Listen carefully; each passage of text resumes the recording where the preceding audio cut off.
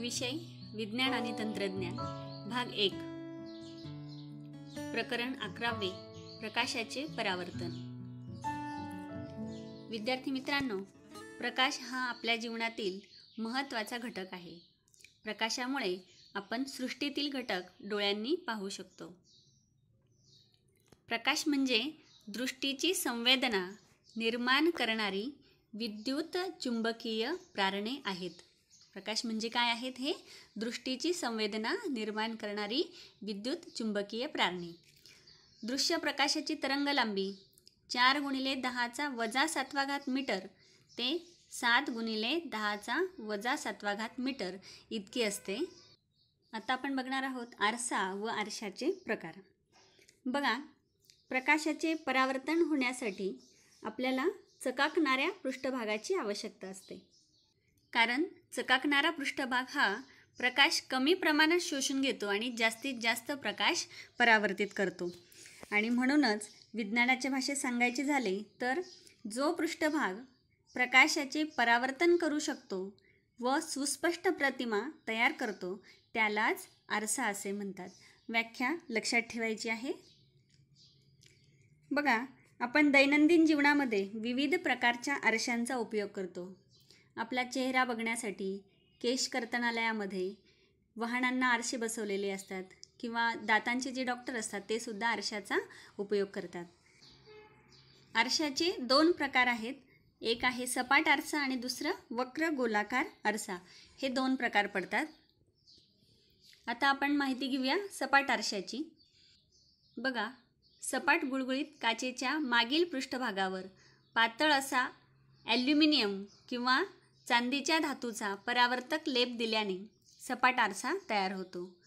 परावर्तक पृष्ठभागाची ही बाजू अपारदर्शक करण्यासाठी व पृष्ठभागात संरक्षण म्हणून धातूच्या परावर्तक लेपावर लेड ऑक्साईड सारख्या पदार्थांचा लेप दिलेला असतो आणि सपाट आरसा तयार होतो। आता आपण बघणार आहोत बिंदू स्रोताच्या प्रतिमेचा अभ्यास। घरातील आरशासमोर जर आपण उभे राहिले तर आरशात आपल्याला सुस्पष्ट प्रतिमा दिसते। मग आरशात प्रतिमा कशी तयार होते हे समजण्यासाठी आपण या बिंदू स्रोताच्या प्रतिमेचा अभ्यास करणार आहोत। बघा, बिंदू स्रोतापासून सर्व दिशांनी प्रकाश किरण निघतात। त्यापैकी अनेक किरण आरशावर पडतात आणि परावर्तित होऊन डोळ्यांपर्यंत पोहोचतात। परावर्तनामुळे हे किरण आरशामागील ज्या बिंदूपासून आल्यासारखे भासतात त्या बिंदूवर बिंदू स्रोताची प्रतिमा तयार होते। या आकृतीत दाखविल्याप्रमाणे सपाट आरशावर लंबरूपात पडणारे आपाती किरण हे लंबरूपातच परावर्तित होत असतात। आता आकृती 2 मध्ये दाखविल्याप्रमाणे M1 M2 या सपाट आरशासमोर O हा बिंदू स्रोत आहे। OR1 आणि OR2 हे 2 आपाती किरण परावर्तन नियमानुसार R1S1 आणि R2S2 या 2 मार्गांनी परावर्तित होतात। हे परावर्तित किरण मागे वाढविल्यास O1 या बिंदूमध्ये एकमेकांना छेदतात आणि E या बिंदूकडून जर आपण पाहिलं तर ते O1 या बिंदूतून आल्यासारखे भासतात। O पासून निघणारे इतर किरणही असेच पद्धतीने परावर्तित होऊन O1 या बिंदूपासून निघाल्यासारखे भासतात, म्हणून O1 ही O ची प्रतिमा ठरते। जर आपण बिंदू स्रोताऐवजी विस्तारित असा जर स्रोत आपण वापरला तर त्या स्रोताच्या प्रत्येक बिंदूची प्रतिमा तयार होऊन संपूर्ण स्रोताची प्रतिमा तयार होते। या कृतीमध्ये दाखवलेलं आहे। बघा, M1 M2 या आरशासमोर PQ हा विस्तारित स्रोत आहे। P ची प्रतिमा P1 आणि Q ची प्रतिमा Q1 या ठिकाणी तयार होते। याचप्रमाणे PQ मधील सर्व बिंदूंची प्रतिमा तयार होऊन संपूर्ण विस्तारित स्रोताची P1 Q1 अशी प्रतिमा तयार होते। यावरूनच आपण हे लक्षात घेऊ शकतो, परावर्तित किरण सपाट आरशासाठी परावर्तित किरण प्रत्यक्ष एकमेकांना छेदत नाहीत आणि म्हणून या प्रतिमेला आभासी प्रतिमा असे म्हणतात। प्रतिमेचे आरशापासूनचे लंबरूप अंतर हे बिंदू स्रोताच्या आरशापासूनच्या लंबरूप अंतरा एवढेच असते. त्यानंतर सपाट आरशातील प्रतिमा आकाराने श्रोता एवढीच असते. आणि अजून एक लक्षात ठेवायचं आहे, मात्र प्रतिमा तयार होताना बाजूंची आलटापालट होते. आता आपण एक कृती करून बघणार आहोत. बघा, 2 आरसे एकमेकांशी काटकोनात उभे ठेवलेले आहेत आणि त्यांच्यामध्ये आपण एक वस्तू ठेवायची आहे. त्यानंतर या 2 आरशांमध्ये त्या वस्तूच्या किती प्रतिमा दिसतात हे आपण पाहणार आहोत. यासाठी आपण दोन्ही आरसे 120 अंशाचा कोन, 90 अंश, 60 अंश, 45 अंश आणि 30 अंशाच्या कोनामध्ये ठेवून किती प्रतिमा दिसणार आहेत याचा अभ्यास करणार आहोत. यासाठी आपण एक सूत्र वापरणार आहोत. n बरोबर 360 अंश छेद a वजा 1. n म्हणजे काय तर प्रतिमांची संख्या आणि a म्हणजे आरशातील कोन. या सूत्रांच्या आधारे आपण 2 आरशांमध्ये किती अंशाचा कोन केला तर किती प्रतिमा मिळतील हे शोधणार आहोत. 180 अंशाच्या कोनात जर वस्तू आपण ठेवली तर प्रतिमांची संख्या 360 अंश छेद 180 अंश वजा 1 बरोबर 2 वजा 1 बरोबर 1 असेल. बघा, एकच प्रतिमा इथे आपल्याला दिसते जर आरशे 180 अंशाच्या कोनात असतील तर. जर वस्तू आपण 90 अंशाच्या कोनामध्ये जर ठेवली तर प्रतिमांची संख्या किती असेल 360 अंश छेद 90 अंश वजा 1 बरोबर 360ला 90ने भाग दिल्यानंतर उत्तर किती येणार आहे 4 वजा 1 बरोबर 3. इतकी प्रतिमांची संख्या आपल्याला मिळणार आहे.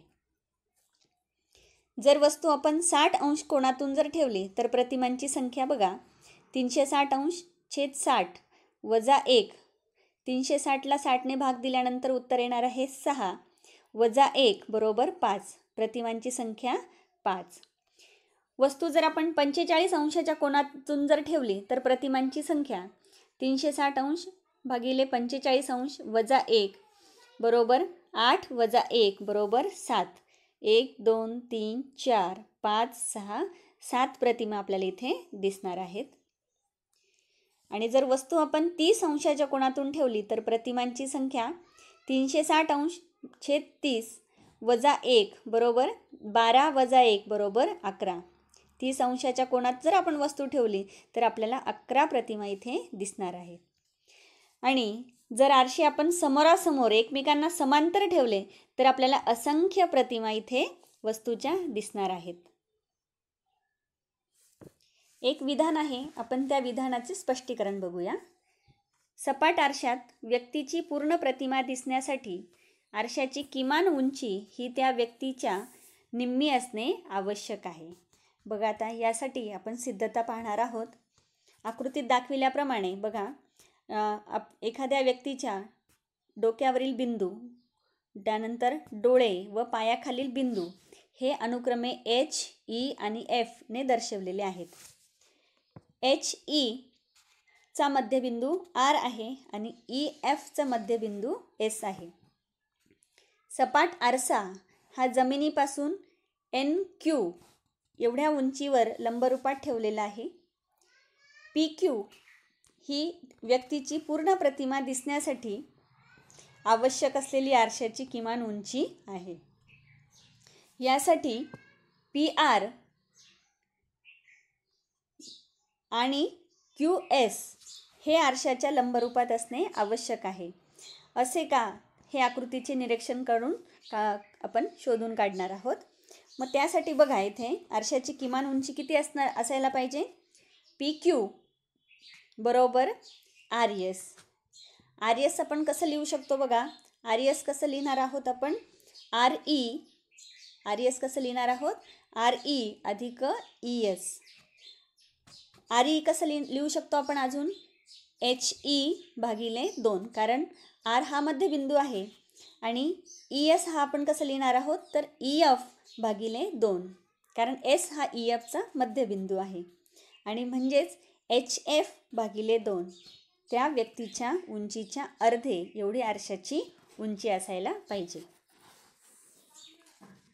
आता आपण पुढे बघणार आहोत गोलीय आरसे. बघा, जत्रेतील हास्यदालनामध्ये मांडलेले आरसे तुम्ही पाहिलेले असतीलच.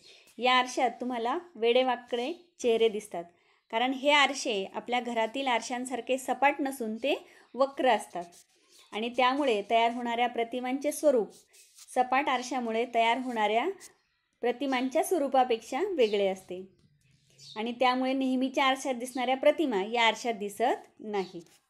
त्याचबरोबर मोटर चालकास पाठीमागून येणारी वाहने दिसण्यासाठी लावलेला आरसा सुद्धा हा सपाट नसून गोलीय असतो. एक कृती आपण करून बघूया. एक रबरी चेंडू आपण घेऊया आणि तो कापला तर 2 भाग तिथे निर्माण होतात आणि कोणत्याही एका भागावरती हे 2 प्रकारचे पृष्ठभाग आपल्याला इथे सहज दिसून येतात. गोलीय आरसे सामान्यतः बी भागाप्रमाणे काचेच्या पोकळ गोलातून कापलेले असतात. त्याच्या आतील किंवा बाहेरील पृष्ठभागावर चकचकीत पदार्थाचे विलेपन करून गोलीय आरसे तयार करतात. यांच्या आतील किंवा बाहेरील पृष्ठभागावरून प्रकाशाचे परावर्तन होते. यावरूनच गोलीय आरशांचे 2 प्रकार पडतात. कोणते ते बघूया आपण. अंतर्गोल आरसा, एक आहे अंतर्गोल आरसा आणि दुसरा आहे बहिर्गोल आरसा. आपण यांची माहिती घेऊया. बघा, ज्या गोलीय आरशाचा अंतर्गोल म्हणजेच अंतर्वक्र पृष्ठभाग परावर्तक असतो त्याला म्हणायचं आहे अंतर्गोल किंवा अंतर्वक्र आरसा. या आरशालाच अभिसारी आरसा असे सुद्धा म्हणतात, कारण आपाती किरण परावर्तनानंतर एका बिंदूमध्ये अभिसारित होतात म्हणजेच एकत्रित येतात, म्हणून या आरशाला अभिसारी आरसा असे सुद्धा म्हटले जाते. बहिर्गोल आरसा, ज्या गोलीय आरशाची बहिर्गोल किंवा बहिर्वक्र पृष्ठभाग परावर्तक असतो त्याला बहिर्गोल आरसा किंवा बहिर्वक्र आरसा असे म्हणतात. या आरशाला अपसारी आरसा असे सुद्धा म्हणतात, कारण आपाती किरण आरशावर पडल्यानंतर परावर्तनानंतर ते अपसारित होतात, एकमेकांपासून दूर जातात आणि म्हणूनच या आरशाला अपसारी आरसा असे सुद्धा म्हणतात. आता आपण बघणार आहोत गोलीय आरशाशी संबंधित संज्ञा. आपण पहिले बघणार आहोत आरशाचा ध्रुव. आरशाच्या पृष्ठभागाच्या, बघा इथे हा गोल इथे दिलेला आहे आणि या गोलापासून हा आरसा तयार झालेला आहे आणि त्याच्याशी संबंधित संज्ञा आपण बघणार आहोत. ध्रुव, आरशाच्या पृष्ठभागाच्या मध्यबिंदूस आरशाचा ध्रुव असे म्हणतात. आकृतीमध्ये P हा आरशाचा ध्रुव आहे. त्यानंतर वक्रता केंद्र, आरसा ज्या गोलाचा भाग बनलेला आहे त्या गोलाच्या केंद्रास आरशाचा वक्रता केंद्र असे म्हणतात. आकृतीमध्ये C हे वक्रता केंद्र आहे. त्यानंतर वक्रता त्रिज्या, आरसा ज्या गोलाचा भाग असतो त्या गोलाच्या त्रिज्येला आरशाची वक्रता त्रिज्या असे म्हणतात. आकृतीमध्ये CA आणि CP या आरशाच्या वक्रता त्रिज्या आहेत. मुख्य अक्ष, आरशाचा ध्रुव आणि वक्रता केंद्र यातून जाणाऱ्या सरळ रेषेस आरशाचा मुख्य अक्ष असे म्हणतात. आकृतीमध्ये PM हा आरशाचा मुख्य अक्ष आहे. मुख्य नाभी,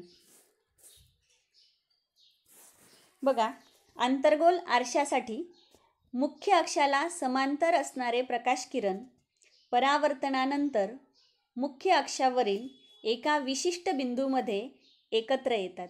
F या बिंदूमध्ये इथे मिळतात. या बिंदूला अंतर्गोल आरशाची मुख्य नाभी असे म्हणतात. त्यानंतर बहिर्गोल आरशासाठी बहिर्गोल आरशाच्या मुख्य अक्षाला समांतर असणारे आपाती किरण परावर्तनानंतर आरशामागील मुख्य अक्षावरील एका बिंदूपासून आल्यासारखे भासतात. या बिंदूला बहिर्गोल आरशाची मुख्य नाभी असे म्हणतात. अंतर्गोल आरशासाठी आरशाच्या समोर मुख्य नाभी असते आणि बहिर्गोल आरशासाठी आरशाच्या मागे मुख्य नाभी असते. नाभीय अंतर, बघा आरशाचा ध्रुव आणि नाभी यामधील अंतराला नाभीय अंतर असे म्हणतात आणि ते F या अक्षराने दाखवले जाते. नाभीय अंतर हे वक्रता त्रिज्येच्या निम्मे असते. नाभीय अंतर हे वक्रता त्रिज्येच्या निम्मे असते. आतापर्यंत जो भाग आपण बघितलेला आहे त्यावर आधारित प्रश्नांची उत्तरे तुम्ही लिहायची आहे. सपाट आरसा, अंतर्गोल आरसा, बहिर्गोल आरसा यातील फरक, प्रतिमेचे स्वरूप व आकार यांच्या आधारे लिहा. आरसा म्हणजे काय आणि गोलीय आरशाशी संबंधित संज्ञा स्पष्ट करा.